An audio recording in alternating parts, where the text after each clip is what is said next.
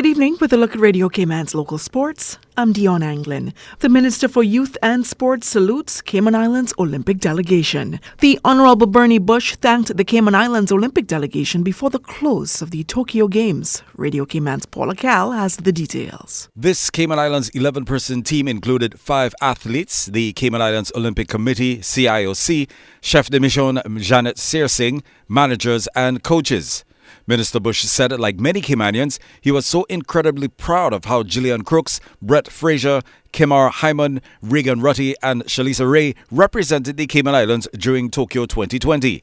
As well as showcasing the growing talents of Cayman's younger Olympians, the 32nd Games were notable for the spirited performances of Team Cayman. 2 athletes, both first-time Olympians, earned personal bests. Swimmer Gillian Crooks achieved her 57.32 second in the 100-meter freestyle, while sprinter Shalisa Ray earned her outdoor personal best of 53.61 seconds in the 400-meter. Local phenom Regan Rutty will always have the distinction of being Team Cayman's first ever Olympic gymnast. Additionally, Cayman's 3-time Olympians Brett Fraser and Kemar Hyman had notable races, with the 50-meter freestyle swimmer coming in a hair's breadth slower than his 2011 best time of 22.41 seconds, while the 100-meter sprinter clocked a creditable 10.41 seconds, given that he was suffering bronchial symptoms. Minister Bush also noted that the first-time Olympians gained invaluable experience in top-flight competition, which will help them prepare for the 2021 Junior Pan American Games in November. The 33rd Olympic Games will take place in Paris in 2024.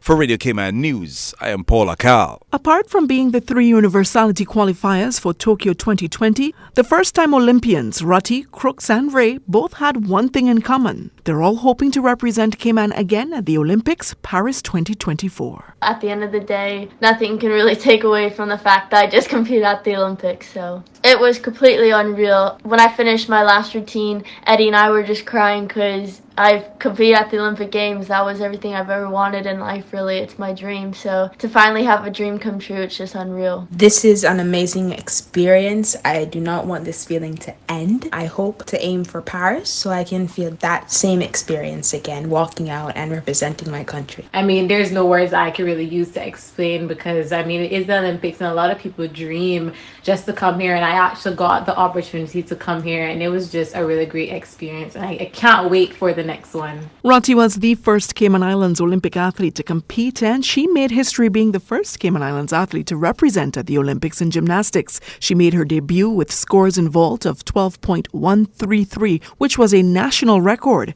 On even bars, 8.566, balance beam 8.283, floor 10.633 with a total score of 39.615. Shalisa Ray placed 7th in the 400-meter heat with a time of 53.61, her personal best, and Crooks placed 2nd in the 100-meter women's freestyle in a national record-breaking time of 57.32.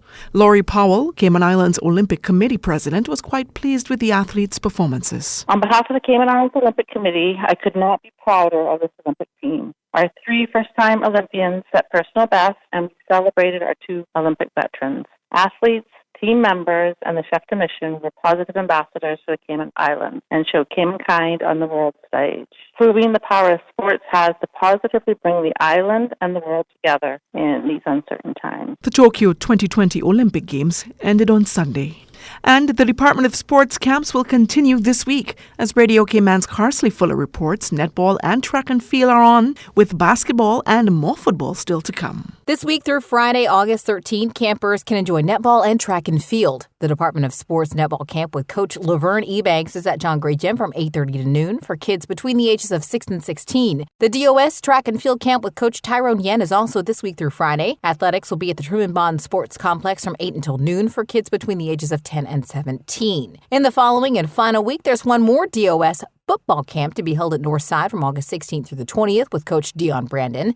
Kids between the ages of 6 and 17 are welcome. The Northside camp is a little different this year as times have changed. This year's camp will be from 6:30 to 9 p.m. at the Ronald Forbes Playing Field in Northside. The DOS basketball camp with Coach Redva Ebanks is also August 16th. The camp will be held at the John Gray Gym from 8 a.m. until noon for kids 7 to 16. A reminder that all Department of Sports camps are free. Reporting for Radio Cayman Sports, I'm Karsley Fuller. Thank you, Karsley. That'll take us out of Radio Cayman's local sports for this evening. I'm Dionne Anglin.